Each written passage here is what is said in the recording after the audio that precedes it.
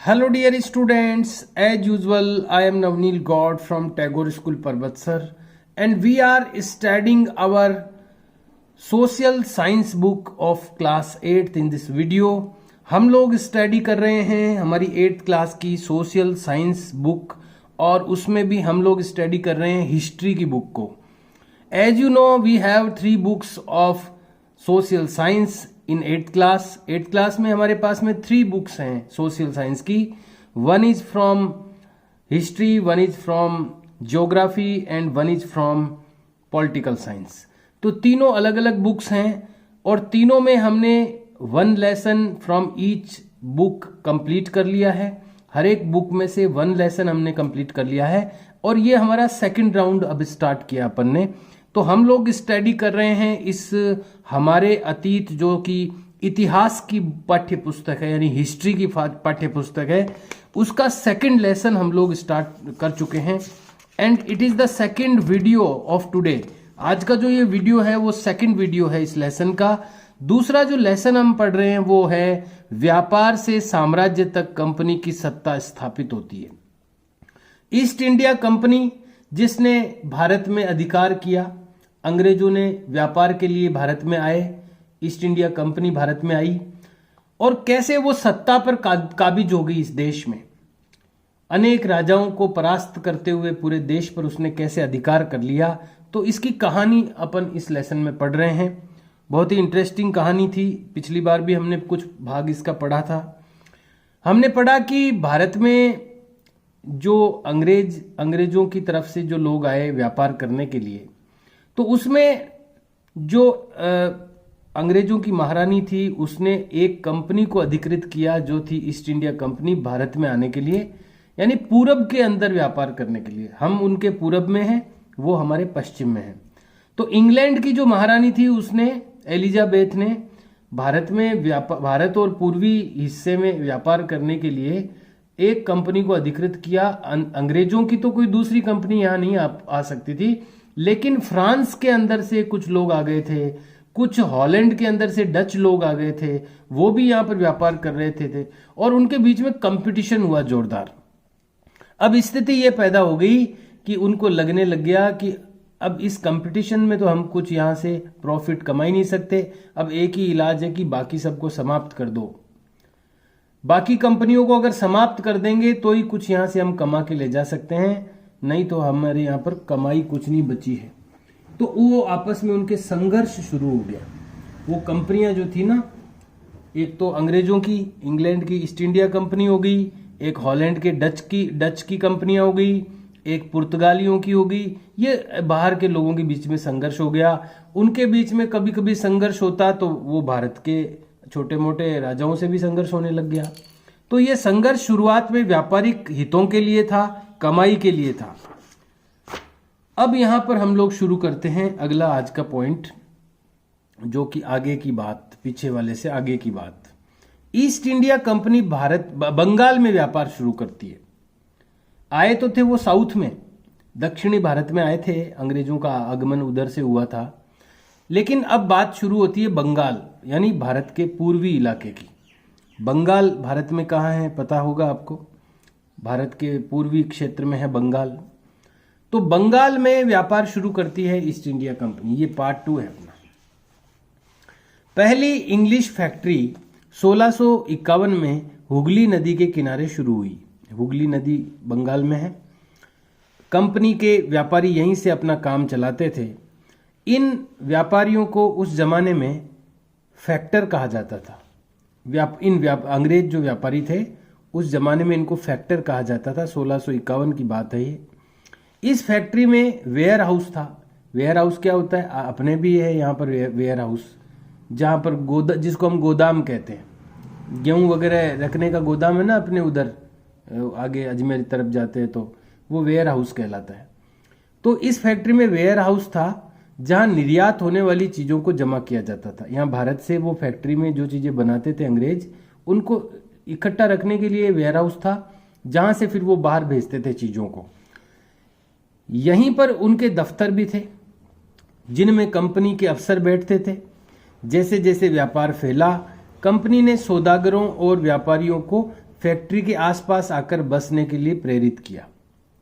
जो उनके व्यापारी थे, कंपनी से जो व्यापार करते थे लोग और जो सौदागर थे, उनको कहा कि यहीं आसपास में आके बस जाओ।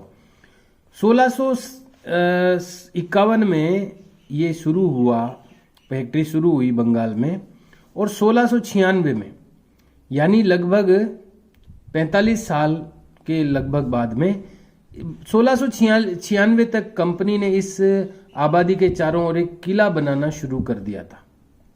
जो आबादी वहां पर रहती थी कंपनी के चारों ओर, जिसमें अंग्रेज अधिकारी थे, व्यापारी थे, वो लोग वहां पर एक कॉलोनी यानी एक बसावट हो गई उनकी। उनके चारों ओर एक किला बनाना 1696 में कंपनी के लोगों ने शुरू कर दिया। 2 साल बाद उसने मुगल अफसरों को रिश्वत देकर 3 गांवों की जमींदारी खरीद ली। धीरे धीरे देखो यहां से स्टार्ट होती है उनकी सत्ता पर पकड़। पहले उन्होंने किला बनाया उस हुगली नदी के किनारे, जो उनकी फैक्ट्री थी उसके चारों ओर।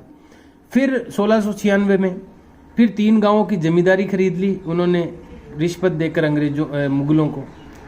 इनमें से एक गांव कालीकाता था जो बाद में कलकत्ता बना।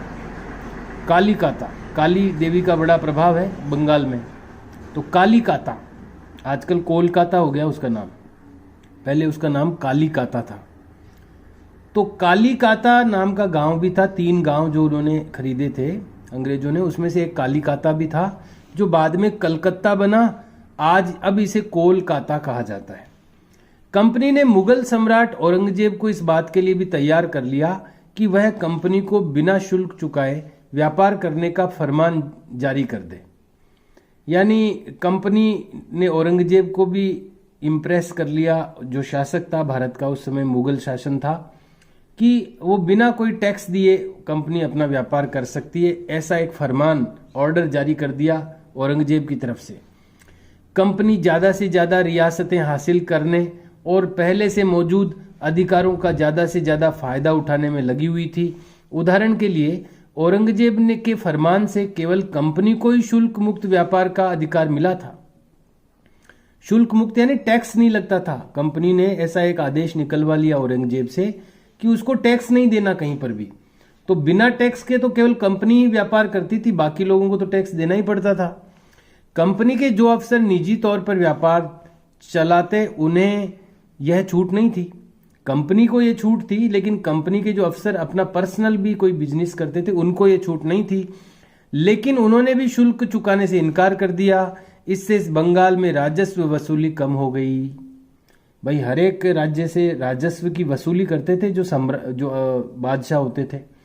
तो बंगाल भी बादशाह के अंडर में ही था, औरंगजेब के अंडर में।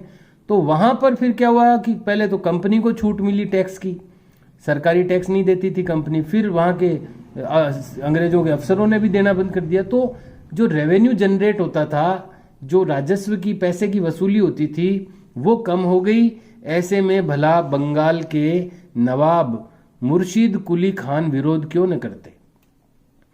हालांकि पूरे देश का बादशाह तो औरंगजेब था, लेकिन वहां बंगाल का जो नवाब था, जो छोटा राजा था वहां का, उसको आमदनी कम हो गई। छूट तो किसने दी? छूट तो बादशाह ने दे दी, देश भर के बादशाह। जैसे छूट तो प्रधानमंत्री ने दे दी, तो आमदनी राज्य सरकार की, मुख्यमंत्री की कम हो गई। तो वहां का जो बंगाल का जो नवाब था मुर्शीद अली खान, वो विरोध क्यों न करता। एक चित्र है यहां पर, देखिए क्या है ये। मद्रास के जहाजों से सामान लाती स्थानीय नौकाएं, विलियम सिम्पसन द्वारा बनाया गया चित्र 1867 में। ये 1867 का चित्र है, यानी उस समय ये फैक्ट्री शुरू नहीं हुई थी। फैक्ट्री कब शुरू हुई? फैक्ट्री तो 1651 में हुई।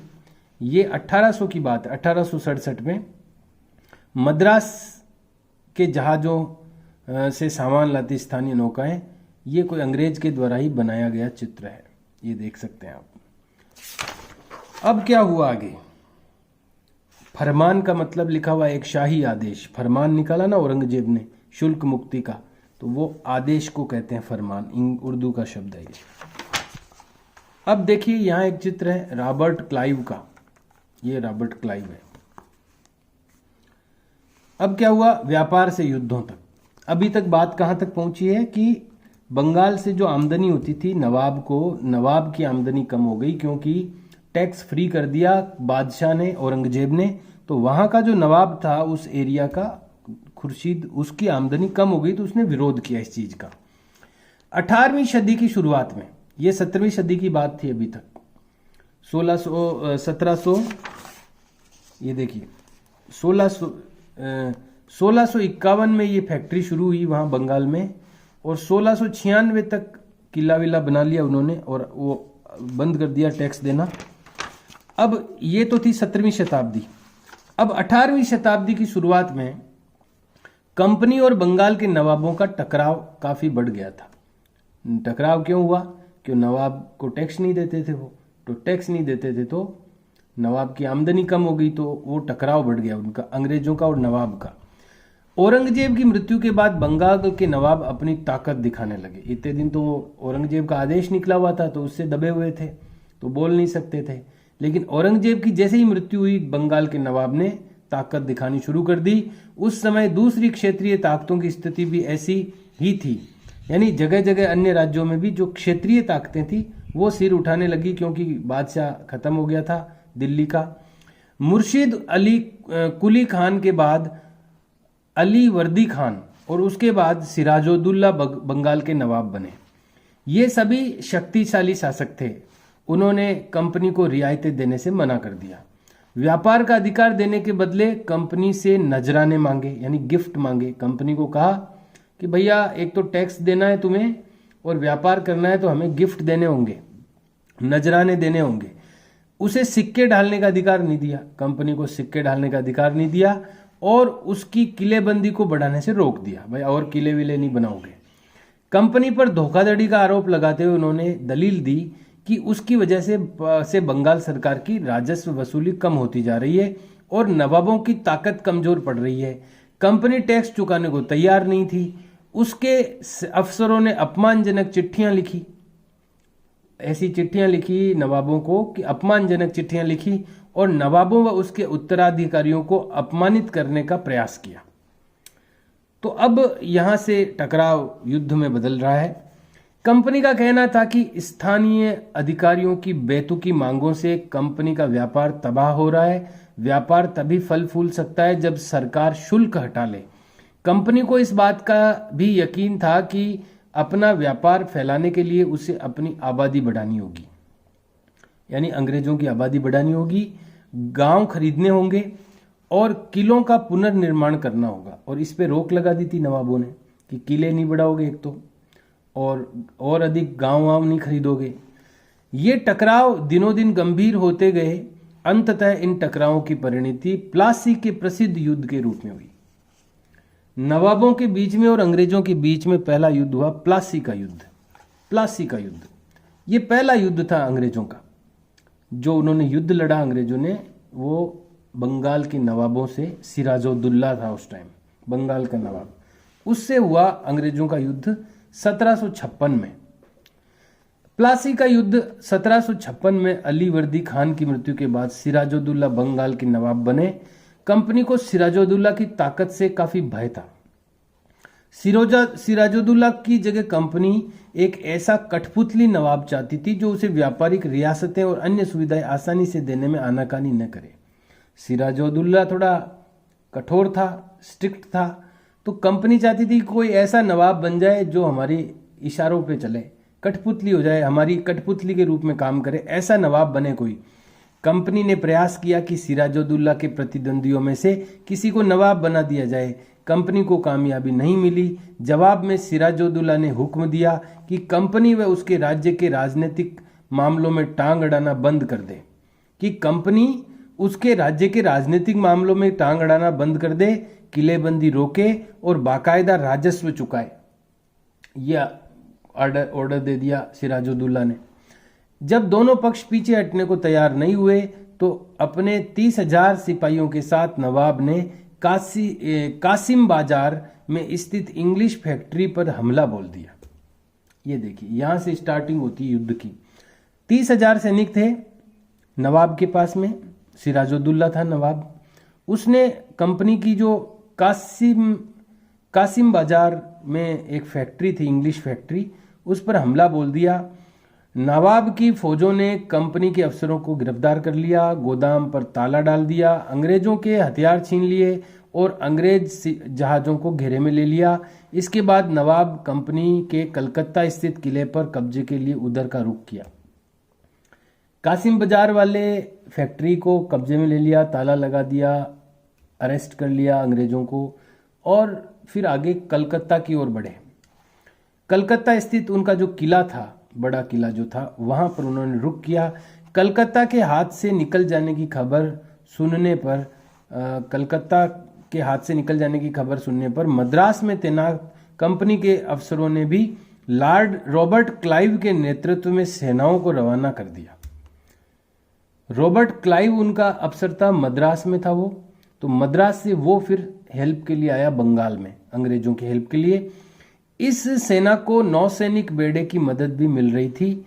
इसके बाद नवाब के साथ लंबे समय तक सौदेबाजी चली, यानी अंग्रेज भी सेना लेके आए, मद्रास से सैनिक और नौसेना भी आ गई अंग्रेजों की थोड़ी बहुत। फिर नवाब के साथ सौदेबाजी हुई। आखिरकार 1757 में, देखो 1756 में तो ये 1756 में सिराजुद्दौला नवाब बना और 1757 की बात, एक साल बाद में ही 1757 में रॉबर्ट क्लाइव ने प्लासी के मैदान में सिराजुद्दौला के खिलाफ कंपनी की सेना का नेतृत्व किया। यानी 56 में वो नवाब बना और उसने कब्जा किया अंग्रेजों की फैक्ट्रियों पे, और अगले ही साल यानी 1757 में रॉबर्ट क्लाइव ने प्लासी के मैदान में सिराजुद्दौला के खिलाफ कंपनी की सेना का नेतृत्व किया। नवाब सिराजुद्दौला की हार का एक बड़ा कारण उसके सेनापतियों में से एक सेनापति मीर जाफर की कारगुजारियां भी थी। घर का भेदी लंका ढाए, तो सिराजुद्दौला का एक सेनापति था जिसका नाम था मीर जाफर। मीर जाफर की टुकड़ियों ने इस युद्ध में हिस्सा नहीं लिया। रॉबर्ट क्लाइव ने यह कहकर उसे अपने साथ मिला लिया था कि सिराजुद्दौला को हटाकर मीर जाफर को नवाब बना दिया जाएगा। तो मीर जाफर ने क्या गद्दारी कर दी सिराजुद्दौला के साथ में। वो सेनापति तो था सिराजुद्दौला का, लेकिन वो मिल गया अंग्रेजों से जाके, और अंग्रेजों ने उसको झांसा दे दिया कि तुझे बना देंगे हम नवाब, सिराजुद्दौला को ख़त्म करके। अब यहाँ पर देखिए कुछ चीज़ें साइड में हैं, उनको पढ़ लेते हैं। कठपुतली क्या होती है? यह एक खिलौना होता है जिसे आप धागों के सहारे अपने हिसाब से नचाते हैं। जो व्यक्ति किसी और के इशारों पर चलता है उसे भी मजाक उड़ाने के लिए अक्सर कठपुतली कहा जाता है। क्या आप जानते थे कि प्लासी का ये नाम किस तरह पड़ा? दरअसल असली नाम पलासी था। पलाश का फूल होता है, पलाशी था, जिसे अंग्रेजों ने बिगाड़ कर प्लासी कर दिया था। पलाश का फूल होता है, उससे बना होगा पलाशी। अंग्रेजों ने बिगाड़ कर प्लासी कर दिया। इस जगह को पलाशी यहाँ पाए जाने वाले पलाश के फूलों के कारण कहा जाता था। पलाश के खूबसूरत लाल फूलों से गुलाल बनाया जाता है, जिसका होली पर इस्तेमाल होता है। पलाश के फूल होते हैं और उसी से था ये पलासी, पर अंग्रेजियों ने कर दिया इसको प्लासी। यहाँ देखिए एक है इधर साइड में चित्र 3, महान्यायालय कक्ष, East India House, Leadenhall Street. ये देखिए अंग्रेजों का ये न्यायालय था, ये इसका चित्र है। ईस्ट इंडिया कंपनी के कोर्ट ऑफ प्रोप्राइटर्स की लंदन स्थित लेडन हॉल स्ट्रीट पर बने ईस्ट इंडिया हाउस में बैठकें होती थी। ये ऐसी एक सभा का चित्र है, यानी ये लंदन में उनकी कोई एक कोर्ट है अंग्रेजों की, वहाँ ईस्ट इंडिया कंपनी की ऐसी मीटिंगें होती थी, उसका ये चित्र है। और ये है सिराजुद्दौला, बंगाल का नवाब सिराजुद्दौला है ये। और इसका जो सेनापति था मीर जाफर, वो मिल गया अंग्रेजों से और ये हार गया अंग्रेजों से। अब देखिए स्रोत एक, जो अपन ने पढ़ा था ना कि स्रोत कहाँ से, इतिहास को लिखने के स्रोत क्या है, ये हमने पढ़ा था फर्स्ट लेसन में कि कहाँ से मिलता है इतिहास, पता कैसे चलता है। तो ये स्रोत है, एक स्रोत है संपन्नता का आश्वासन। इंग्लैंड के लोग ईस्ट इंडिया कंपनी की शासकीय महत्वाकांक्षाओं को संदेह और अविश्वास से देखते थे। प्लासी की लड़ाई के बाद रॉबर्ट क्लाइव ने अंग्रेज सम्राट के एक मुख्य विदेश मंत्री विलियम पिट को 7 जनवरी 1759 को कलकत्ते से ये चिट्ठी भेजी थी। यानी अंग्रेजों की जो इंग्लैंड में महारानी थी, जो वहां के शासक थे, जिन्होंने अंग्रेजों को व्यापार करने की अनुमति दी थी पूर्वी हिस्से में, वो उन्होंने कोई यहाँ पर शासन करने की अनुमति तो दी नहीं थी, व्यापार करने की अनुमति दी थी, लेकिन अंग्रेजों के जो तौर तरीके दिख रहे थे उससे उनको अच्छा नहीं लग रहा था। इंग्लैंड के राजाओं को उनको लग रहा था कि ये क्या करना चाह रहे हैं, वहां कोई अपना राज्य स्थापित करेगी क्या ईस्ट इंडिया कंपनी। तो ये अब उसने ऐसा ये उसको अंग्रेजों के राजा को ये ध्यान में आ गया था कि ये वहां पर शासन स्थापित करने की चालें चल रहे हैं। अपन ने जिनको व्यापार करने भेजा था ईस्ट इंडिया कंपनी को, वो वहां पर किले बना रही है, लड़ाइयां कर रही है, तो वो इनको संदेह की दृष्टि से देखने लग गए थे ईस्ट इंडिया कंपनी को। तो ईस्ट इंडिया कंपनी का जो ये क्लाइव था, लॉर्ड रॉबर्ट क्लाइव जो था, उसने वहां के राजा को, अंग्रेजों के राजा को एक चिट्ठी लिखी थी। उसका ये अंश है। 7 जनवरी 1759 को कलकत्ते से एक चिट्ठी भेजी थी। क्या है उसमें? लेकिन इतनी विशाल सत्ता एक वाणिज्यिक कंपनी के लिए बहुत बड़ी बात होगी। मैं खुद यह सोचकर अभिभूत हूं कि इन समृद्ध रियासतों पर पूरा कब्जा हासिल करने में कोई परेशानी नहीं आएगी। अब मैं यह फैसला आप पर छोड़ता हूं कि क्या सालाना 20 लाख स्टर्लिंग की आमदनी और 3 प्रांतों का कब्जा कोई ऐसी चीज है जिस पर इतना शोर मचाना उचित हो। यानी वो उनको लालच दे रहा है अपने इंग्लैंड के राजा को कि हम लोग इधर कर रहे हैं कब्जा उब्जा, तो इससे आपको भी फायदा होगा, और आखिर हम आपके ही जो प्रतिनिधि हैं, तो आप इसमें हल्ला मचाने की बात नहीं है। हम लोग इतनी आमदनी भी देंगे आपको, और ये कब्जा भी अपना हो जाएगा भारत में कई प्रांतों में, और इसमें कोई दिक्कत भी नहीं है। ये एक स्रोत है जिसमें इस चिट्ठी से पता चलता है स्थिति का। ये पहला स्रोत है।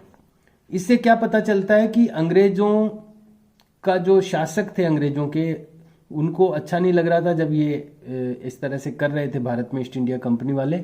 और ईस्ट इंडिया कंपनी क्या सोचती थी, ये इस पत्र से पता चलता है, जो कि लॉर्ड रॉबर्ट क्लाइव ने लिखा था इस यहाँ इंग्लैंड के शासकों को।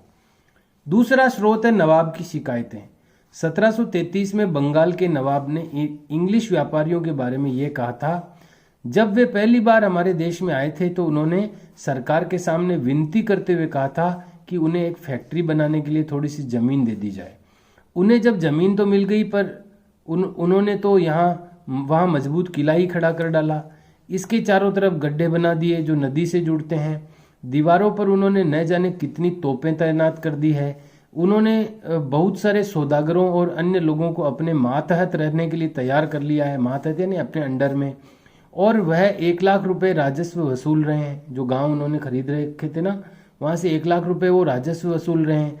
वे असंख्य औरतों और मर्दों को उनके ही देश में गुलाम बनाकर लूट खसोट रहे हैं। तो ये नवाब ने शिकायत की थी, ये एक बात उन्होंने कही थी। ये कोई चिट्ठी के द्वारा सामने आई, ये भी एक स्रोत है उस समय की स्थिति का। तो अभी हम लोगों को इतना ही हम पढ़ पाएंगे, क्योंकि अपना जो टाइम है वो इसकी इजाज़त नहीं दे रहा आगे पढ़ने की। तो अभी तक अपने को ये चीज़ें ध्यान में आई है। प्लासी का युद्ध पहला युद्ध था अंग्रेज़ों का भारत में, और वो हुआ था नवाब सिराजुद्दौला, जो बंगाल का नवाब था, उसके और अंग्रेज़ों के बीच में। गद्दारी मीर जाफ़र ने कर दी थी सिराजुद्दौला के खिलाफ, और अंग्रेज़ों से मिल गया था, और अंग्रेज जीत गए थे उसमें। तो ये सारी चीज़ें हमने पढ़ी है। आगे की कहानी भी हम पढ़ेंगे, लेकिन अगले वीडियो में। तो आप समझते रहिए, चीज़ों को लर्न करते रहिए, सन याद कीजिए। सबसे बड़ी बात, अभी आपके पास रिटर्न वर्क नहीं आ रहा है ना कोई इसमें, तो आप सने याद करो। किस सन में सिराजुद्दौला नवाब बना, कौन से सन में कौन सी चिट्ठी लिखी, कौन से सन में युद्ध हुआ, ये जो सने आ रही है ना, उनको याद करो। ये आपके लिए अच्छा रहेगा। रिटर्न वर्क नहीं है तो ये चीज़ें आप याद करते जाइए। Okay dear students, see you and bye.